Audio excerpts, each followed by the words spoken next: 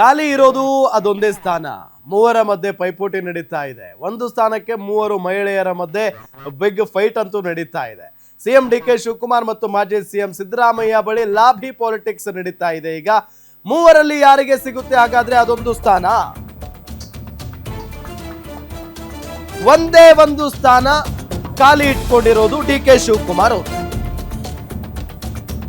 ಅದರಲ್ಲೂ ಸಂಪುಟದಲ್ಲಿ ಒಬ್ಬ ಹೆಣ್ಮಗಳಿಲ್ಲವಲ್ಲ ಅನ್ನೋ ನಿಟ್ಟಿನಲ್ಲಿ ಆಕ್ರೋಶ ವ್ಯಕ್ತವಾಗ್ತಾ ಇದೆ. ಹಾಗಾಗಿ ಆ ಸ್ಥಾನಕ್ಕೆ ಒಬ್ಬ ಮಹಿಳೆ ಬಂದು ಕೂರೋದ್ರಲ್ಲಿ ಅಚ್ಚರಿ ಇಲ್ಲ. ಆದ್ರೆ ಯಾರು? ಪೈಪೋಟಿ ಅಂತೂ ಇದೆ. ಮೂರು ಜನರ ನಡುವೆ ಸಿಕ್ಕಾಪಟ್ಟೆ ಪೈಪೋಟಿ ನಡೀತಾ ಇದೆ. ಅಸಮಾಧಾನಿತ ಶಾಸಕರು ಆ ಸ್ಥಾನ ಕೇಳ್ತಾ ಇರೋದಕ್ಕೆ ಸಿಎಂಗೆ ಟೆನ್ಷನ್ ಶುರುವಾಗಿರೋದೀಗ. ಆ ಒಂದು ಸ್ಥಾನ ಕೊನೆಗೆ ಸಿಗೋದಾದ್ರೂ ಯಾರಿಗೆ? ಗ್ಯಾರಂಟಿ ನ್ಯೂಸ್ ನಲ್ಲಿ ಎಕ್ಸ್ಕ್ಲೂಸಿವ್ ಸ್ಟೋರಿ.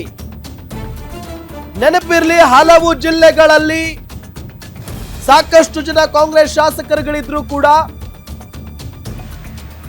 ಸಚಿವ ಸ್ಥಾನ ಸಿಕ್ಕಿಲ್ಲ. ಆದ್ರೆ ಕೆಲವೊಂದಿಷ್ಟು ಜಿಲ್ಲೆಗಳಲ್ಲಿ ಇಬ್ಬಿಬ್ರು ಸಚಿವರುಗಳಿದ್ದಾರೆ. ಇದು ಆಕ್ರೋಶಕ್ಕೆ ಕಾರಣ ಆಗಿರೋದು. ಬಹಳ ಪ್ರಮುಖವಾಗಿ ಫಾರ್ ಎಕ್ಸಾಂಪಲ್ ಚಿಕ್ಕಬಳ್ಳಾಪುರ ಮತ್ತು ಕೋಲಾರ. ಚಿಕ್ಕಬಳ್ಳಾಪುರ ಮತ್ತು ಕೋಲಾರ ಜಿಲ್ಲೆಯಲ್ಲಿ ಹಲವು ಜನ ಕಾಂಗ್ರೆಸ್ ಶಾಸಕರಿದ್ರು ಕೂಡ ಪರಿಗಣಿಸಿಲ್ಲ. ಯಾಕೆ ನಮ್ಮ ಜಿಲ್ಲೆಯನ್ನ ಅಂತ ಹೇಳಿ ಅಲ್ಲಿನ ಶಾಸಕರುಗಳು ಪ್ರಶ್ನೆ ಮಾಡ್ತಾ ಇದ್ದಾರೆ. ಇದೆಲ್ಲದರ ನಡುವೆ ಆ ಇರೋ ಒಂದು ಸ್ಥಾನವನ್ನ ಮಹಿಳೆಗೆ ಕೊಡಬೇಕು ಅನ್ನೋದು ಡಿಕೆ ಶಿವಕುಮಾರ್ ಅವರ ಆಸೆ. ಹಾಗಾಗಿ ಯಾರಿಗೆ ಸಿಗುತ್ತೆ ಈ ಒಂದು ಸ್ಥಾನ? ಲಕ್ಷ್ಮೀ ಹೆಬ್ಬಾಳ್ಕರ್, ಗಾಯತ್ರಿ ಶಾಂತೇಗೌಡ, ಉಮಾಶ್ರೀ, ಈ ಮೂವರು ಮಹಿಳೆಯರ ನಡುವೆ ಬಿಗ್ ಫೈಟ್ ನಡೀತಾ ಇದೆ. ಈಗ ಒಂದು ಸ್ಥಾನಕ್ಕೆ ಮಹಿಳಾ ಕೋಟಾದ ಅಡಿ ಯಾರಿಗೆ ಸಿಗಬಹುದು ಅಂತ ಪ್ರಶ್ನೆ ಬಂದಾಗ ಸಂಪುಟ ವಿಸ್ತರಣೆಗೂ ಮುನ್ನ ಲಕ್ಷ್ಮೀ ಹೆಬ್ಬಾಳ್ಕರ್ ಅವರು ಇದಾರಲ್ರಿ, ಇದೇ ಉತ್ತರ ಬರ್ತಾ ಇತ್ತು. ಲಕ್ಷ್ಮೀ ಹೆಬ್ಬಾಳ್ಕರ್ ಅವರ ಹೆಸರು ಯಾವ ಲಿಸ್ಟ್ ನಲ್ಲೂ ಬರಲಿಲ್ಲ. ಆಶ್ಚರ್ಯಕರ ವಿಚಾರ ಇದು. ಗಾಯತ್ರಿ ಶಾಂತೇಗೌಡರ ಹೆಸರು ಬಂತು ಮೊದಲ ಲಿಸ್ಟ್ ನಲ್ಲಿ. ಬಟ್ ಸಿದ್ದರಾಮಯ್ಯನವರು ಅದನ್ನ ವಿರೋಧಿಸಿದ್ರು ಅಂತ ಹೇಳಲಾಗುತ್ತೆ. ಸಿದ್ದರಾಮಯ್ಯನವರು ನಾನು ಈ ಹೆಸರನ್ನ ಸೂಚಿಸಿಲ್ಲ ಅಂತ ಹೇಳಿದ್ರು. ಹಂಗಾಗಿ ಗಾಯತ್ರಿ ಶಾಂತೇಗೌಡರ ಹೆಸರನ್ನ ಸೈಡ್ಗಿಟ್ಟು ಈ ಗೊಂದಲ ಇಲ್ಲಿಗೆ ಬೇಡ, 19 ಜನ ಸಚಿವರಾಗಿ ಪ್ರಮಾಣ ವಚನ ಸ್ವೀಕರಿಸಿ ಬಿಡ್ಲಿ, ಮುಂದೆ ನೋಡ್ಕೊಳ್ಳೋಣ ಅಂತ ಹೇಳಿ ಖಾಲಿ ಬಿಟ್ಟಿದ್ದಾರೆ. ಇದರ ಜೊತೆಗೆ ಸಿದ್ದರಾಮಯ್ಯನವರು ಇನ್ನೊಂದು ಹೆಸರು ಸೂಚಿಸಿದ್ದಾರೆ, ಉಮಾಶ್ರೀ. ಸೊ ಹಾಗಾಗಿ ಮೂರು ಜನ ಮಹಿಳಾ ನಾಯಕರ ನಡುವೆ ಪೈಪೋಟಿ ಇದೆ. ಮಾಜಿ ಸಿಎಂ ಸಿದ್ದರಾಮಯ್ಯ ಬಳಿ ಲಕ್ಷ್ಮೀ ಹೆಬ್ಬಾಳ್ಕರ್ ಲಾಭಿ ಮಾಡ್ತಾ ಇದ್ದಾರೆ ಅನ್ನೋದು ಗೊತ್ತಾಗ್ತಾ ಇರುವಂತ ವಿಚಾರ. ಒಬಿಸಿ ಕೋಟಾದಲ್ಲಿ ಸ್ಥಾನ ಕೇಳ್ತಾ ಇದ್ದಾರೆ ಎಂಎಲ್ಸಿ ಉಮಾಶ್ರೀ ಅವರು.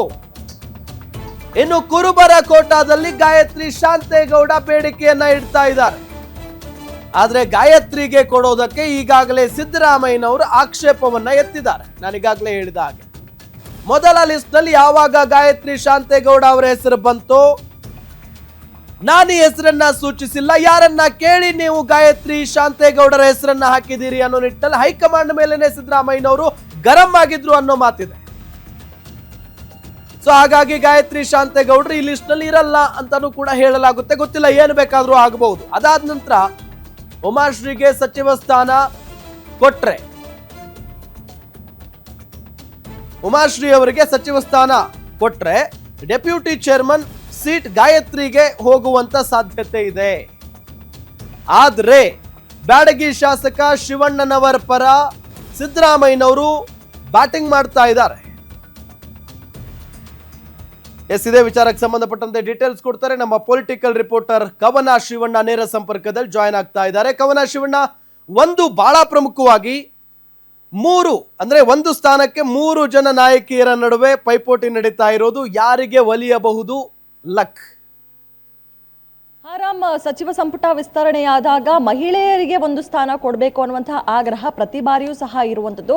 ಈ ಬಾರಿ ಸಚಿವ ಸಂಪುಟ ವಿಸ್ತರಣೆ ಅಂದ್ರೆ ಏನು ಹೈಕಮಾಂಡ್ನಿಂದ ಲಿಸ್ಟ್ ಬಂತೋ ಆ ಒಂದು ಸಂದರ್ಭದಲ್ಲಿ ಗಾಯತ್ರಿ ಶಾಂತೇಗೌಡ ಹೆಸರು ಈ ಒಂದು ಲಿಸ್ಟ್ ಅಲ್ಲಿ ಇತ್ತು. ಆದ್ರೆ ಇನ್ನೇನು ಮಧ್ಯಾಹ್ನ ಅಷ್ಟರಲ್ಲಿ ಇನ್ನೇನು ಪ್ರಮಾಣ ವಚನ ಸ್ವೀಕರಿಸ್ತಾರೆ ಕೆಲವೇ ಗಂಟೆಗಳಲ್ಲಿ ಅನ್ನುವಷ್ಟರಲ್ಲಿ ಅವರ ಹೆಸರು ಸಹ ತೆಗೆದಾಕಲಾಯಿತು. ಆಗ ವಿರೋಧ ವ್ಯಕ್ತವಾಗಿದ್ದು ಅಂದ್ರೆ ಸಚಿವ ಸಂಪುಟದಲ್ಲಿ ಒಬ್ಬ ಮಹಿಳೆಗೂ ಅವಕಾಶ ಕೊಡಲಿಲ್ಲ ಅಂದ್ರೆ ಹೇಗೆ ಅನ್ನುವಂತಹ ವಿರೋಧ ಸಾಕಷ್ಟು ಜನರಿಂದ ವ್ಯಕ್ತವಾಯಿತು, ವಿಪಕ್ಷಗಳಿಂದಲೂ ಸಹ ವ್ಯಕ್ತವಾಯಿತು. ಆದರೆ ಇದೀಗ ಆ ಒಂದು ಸ್ಥಾನಕ್ಕೆ ಯಾರನ್ನ ಕೂರಿಸ್ಬೋದು, ಯಾರು ಸೂಕ್ತ ಅನ್ನುವಂತಹ ವಿಚಾರವಾಗಿ ಇದೀಗ ಸಿಎಂ ಡಿ.ಕೆ. ಶಿವಕುಮಾರ್ ಅವರು ಸಾಕಷ್ಟು ಚರ್ಚೆಯನ್ನ ನಡೆಸ್ತಾ ಇದ್ದಾರೆ. ಅದರ ಜೊತೆಗೆ ಲಾಬಿ ಸಹ ಜೋರಾಗಿಯೇ ನಡೀತಾ ಇರುವಂತದ್ದು. ಯಾಕಂದ್ರೆ ಈ ಬಾರಿ ಸಚಿವ ಸಂಪುಟದಿಂದ ವಂಚಿತರಾಗಿರುವಂತದ್ದು ಲಕ್ಷ್ಮೀ ಹೆಬ್ಬಾಳ್ಕರ್. ಈಗಾಗಲೇ ಸಚಿವರಾಗಿದ್ದಂತಹ ಲಕ್ಷ್ಮೀ ಹೆಬ್ಬಾಳ್ಕರ್ ಈ ಬಾರಿ ಈ ಒಂದು ಸಚಿವ ಸಂಪುಟದಲ್ಲಿ ಅವರಿಗೆ ಅವಕಾಶ ಸಿಕ್ಕಿಲ್ಲ. ಜೊತೆಗೆ ಉಮಾಶ್ರೀ ಅವರು ಸಹ ಈ ಹಿಂದೆ ಸಿದ್ದರಾಮಯ್ಯ ಅವರ ಸಂಪುಟದಲ್ಲಿ ಉಮಾಶ್ರೀ ಅವರು ಸಚಿವೆಯಾಗಿದ್ರು. ಆದ್ರೆ ಈ ಬಾರಿ ಅಂದ್ರೆ ಎರಡನೇ ಲಿಸ್ಟ್ ನಲ್ಲಿ ಎರಡನೇ ಹಂತದ ಸಚಿವ ಸಂಪುಟ ವಿಸ್ತರಣೆಯಲ್ಲಿ ನಾನು ಇರ್ತೀನಿ ಅನ್ನುವಂತಹ ಭರವಸೆಯಲ್ಲಿ ಉಮಾಶ್ರೀ ಅವರಿದ್ರು. ಆದ್ರೆ ಅವ್ರಿಗೂ ಸಹ ಸಾಕಷ್ಟು ಅಸಮಾಧಾನ ಆಗಿರುವಂತದ್ದು. ಈ ನಿಟ್ಟಿನಲ್ಲಿ ಹೈಕಮಾಂಡ್ ಇಂದ ನನ್ನ ಹೆಸರು ಬಂದ್ರು ಸಹ ಇಲ್ಲಿ ತೆಗೆದುಹಾಕಿದ್ದಾರೆ ಅನ್ನುವಂತಹ ವಿಚಾರವಾಗಿ ಇದೀಗ ಗಾಯತ್ರಿ ಶಾಂತೇಗೌಡ ಸಹ ಅಸಮಾಧಾನವನ್ನು ವ್ಯಕ್ತಪಡಿಸ್ತಾ ಇರುವಂತದ್ದು. ಈ ಮೂರು ನಾಯಕಿಯರು ಸಹ ಸಾಕಷ್ಟು ಲಾಬಿಯನ್ನ ನಡೆಸ್ತಾ ಇದ್ದಾರೆ. ಅತ್ತ ಲಕ್ಷ್ಮೀ ಹೆಬ್ಬಾಳ್ಕರ್ ಅವರು ಮಾಜಿ ಸಿಎಂ ಸಿದ್ದರಾಮಯ್ಯ ಅವರ ಹತ್ರ ಲಾಬಿಯನ್ನ ನಡೆಸ್ತಾ ಇದ್ರೆ, ಇನ್ನು ಉಮಾಶ್ರೀ ಅವರು ಒಬಿಸಿ ಕೋಟದಲ್ಲಿ ನನಗೆ ಕೊಡಬಹುದಲ್ವಾ ಅನ್ನುವಂತಹ ವಿಚಾರವನ್ನ ತೆಗಿತಾ ಇದ್ದಾರೆ. ಜೊತೆಗೆ ಗಾಯತ್ರಿ ಶಾಂತೇಗೌಡ ಅವರು ಕುರುಬಾ ಕೋಟದಿಂದ ನನಗೂ ಕೊಡಬಹುದಲ್ವಾ ಅನ್ನುವಂತಹ ವಿಚಾರವನ್ನ ಹೇಳ್ತಾ ಇದ್ದಾರೆ. ಆದ್ರೆ ಇದೀಗ ಮಾಜಿ ಸಿಎಂ ಸಿದ್ದರಾಮಯ್ಯ ಆಗಿರ್ಬೋದು, ಜೊತೆಗೆ ಸಿಎಂ ಡಿ.ಕೆ. ಶಿವಕುಮಾರ್ ಅವರ ವಿಚಾರವೇ ಬೇರೆ ಇರುವಂತದ್ದು. ಸಿಎಂ ಡಿ.ಕೆ. ಶಿವಕುಮಾರ್ ಅವರು ಒಬ್ಬ ಮಹಿಳೆಗೆ ಕೊಡಬೇಕು ಅನ್ನುವಂತಹ ಒಲವನ್ನ ತೋರಿಸ್ತಾ ಇದ್ದಾರೆ. ಆದ್ರೆ ಯಾವ ಮಹಿಳೆಗೆ ಕೊಡೋದು ಅನ್ನುವಂತಹ ವಿಚಾರ ಇನ್ನೂ ಸಹ ಆ ಗೊಂದಲದಲ್ಲೇ ಇರುವಂತದ್ದು. ಆದ್ರೆ ಮಾಜಿ ಸಿಎಂ ಸಿದ್ದರಾಮಯ್ಯ ಮಾತ್ರ ಆ ಒಂದು ಸ್ಥಾನ ಏನಿದೆಯೋ ಅದನ್ನ ಬ್ಯಾಡಗಿ ಶಾಸಕರಾದಂತಹ ಶಿವಣ್ಣನವರಿಗೆ ಕೊಡಬಹುದು ಅನ್ನುವಂತಹ ವಿಚಾರವನ್ನ ಹೇಳ್ತಾ ಇದ್ದಾರೆ. ಸೊ ಹೀಗಾಗಿ ಈಗಾಗಲೇ ಸಂಪುಟದಲ್ಲಿ ಒಬ್ಬ ಮಹಿಳೆಗೂ ಸ್ಥಾನ ಸಿಗ್ಲಿಲ್ಲ ಅಂದ್ರೆ ಯಾವ ರೀತಿ ಅನ್ನುವಂತಹ ವಿರೋಧ ವ್ಯಕ್ತವಾದಂತಹ ಬೆನ್ನಲ್ಲೇ ಡಿ.ಕೆ. ಶಿವಕುಮಾರ್ ಅವರು ಮಹಿಳೆಗೆ ಕೊಡಲೇಬೇಕು ಅನ್ನುವಂತಹ ವಿಚಾರಕ್ಕೆ ಮುಂದಾಗಿದ್ದಾರೆ.